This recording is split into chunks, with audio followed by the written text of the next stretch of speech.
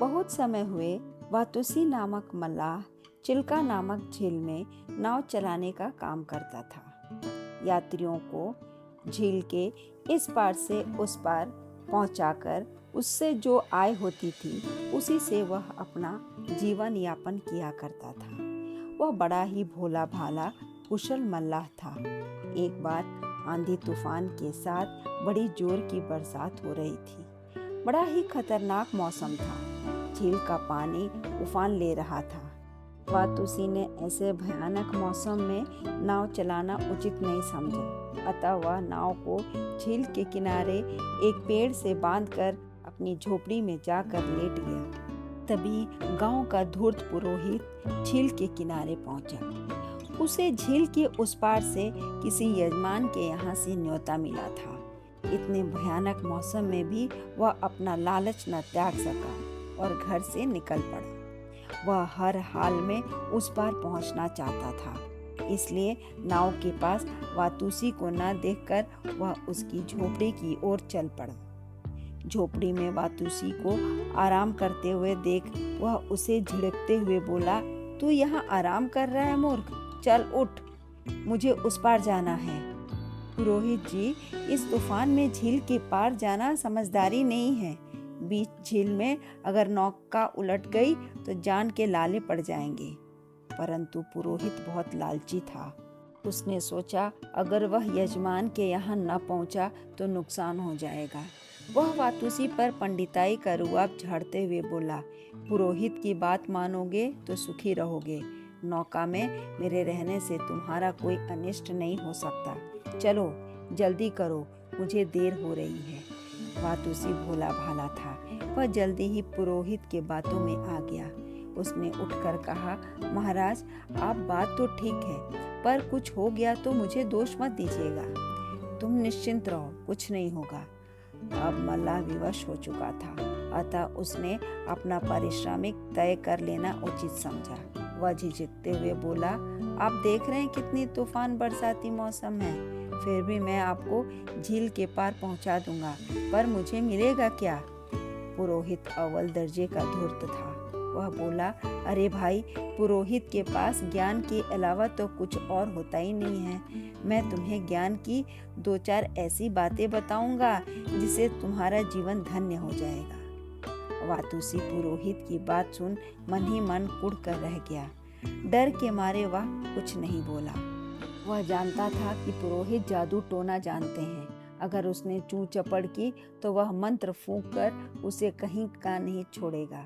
अतः यह सोच अगर वह उसे झील के उस पर पहुंचा देगा तो हो सकता है कि वह उसकी जिंदगी संवार दे। पुरोहित के साथ अपनी झोपड़ी से निकलकर उस ओर चल पड़ा जहां तट पर उसकी नाव खड़ी थी।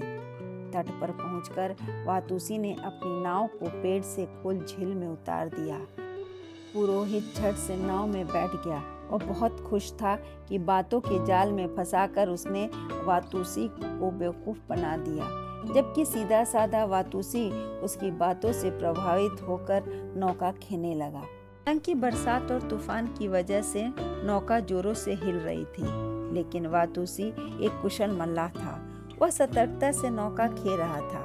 जब नौका बीच झील में पहुंची तो वातुसी बोला, महाराज अब आप ज्ञान की बातें सुनाइए ताकि यात्रा आसानी से कट सके। पुरोहित चौंका। उसने तो यूं ही मल्लाह को बहलाकर नौका ले चलने के लिए ज्ञान की बातें बताने का वादा किया था, लेकिन यह तो वही जानता था कि वह तो स्वयं अज्ञानी है।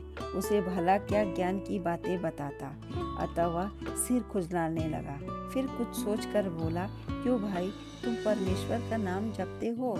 वातुसी ने उत्तर दिया, दिन रात नौका चलाने से फुर्सत नहीं मिलती, तो परमेश्वर का नाम कब जपूंगा?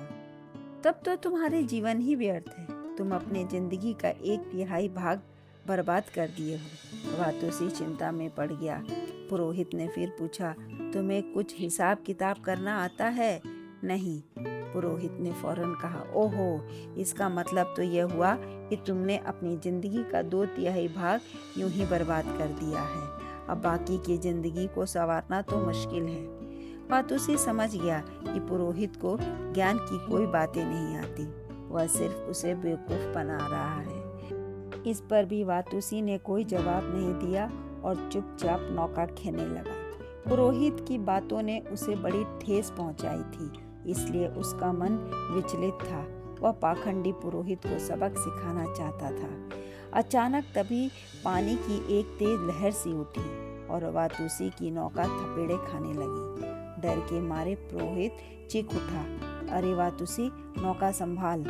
वातुसी तो पहले ही उसे जला भुना बैठा था। तभी पंडित को नीचा दिखाने की एक युक्ति उसके मस्तिष्क में आ गई। डगमगाती नाव को संभालने की कोशिश करते हुए उसने पूछा, महाराज, आपको तैरना आता है? नहीं भाई नहीं। फिर तो आपकी सारी जिंदगी बर्बाद होने का वक्त आ गया है, वातुसी तपाक से बोला। ऐसा मत कहो वातुसी, मुझे डर लग रहा है। अब उसे पूरी तरह विश्वास हो गया कि पुरोहित को कुछ आता जाता नहीं है। वह यूं ही अपनी पंडिताई झाड़ रहा था।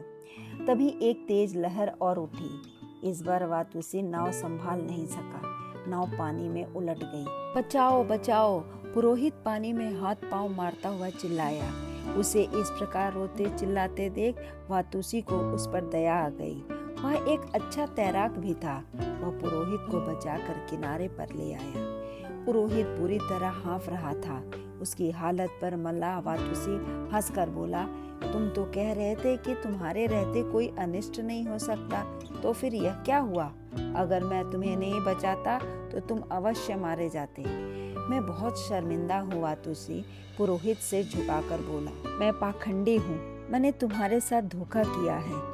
सार्थक और असली ज्ञान तो वही होता है जिससे किसी की जान बचाई जा सके। आज के बाद मैं ऐसा गलत काम कभी नहीं करूँगा, मुझे माफ़ कर दो। इतना कहकर पुरोहित ने जेब से सिक्कों से भरी थैली निकालकर वातुसी को थमा दी और बोला, इस धन को तुम अपना पारिश्रमिक समझ कर रख लो। इतना धन? वातुसी हैरान रह गया। तुम्हें नई नाव भी तैयार करनी है? इतना कहकर पुरोहित मुड़ा और अपने घर की ओर चल दिया।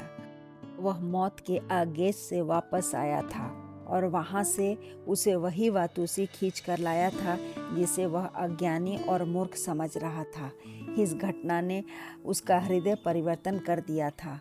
वातुसी उसे चुपचाप जाते हुए देखता रहा। धन्यवाद। कहानी अच्छी लगे तो लाइक करें, सब्सक्राइब करें, शेयर करना ना भूलें। धन्यवाद।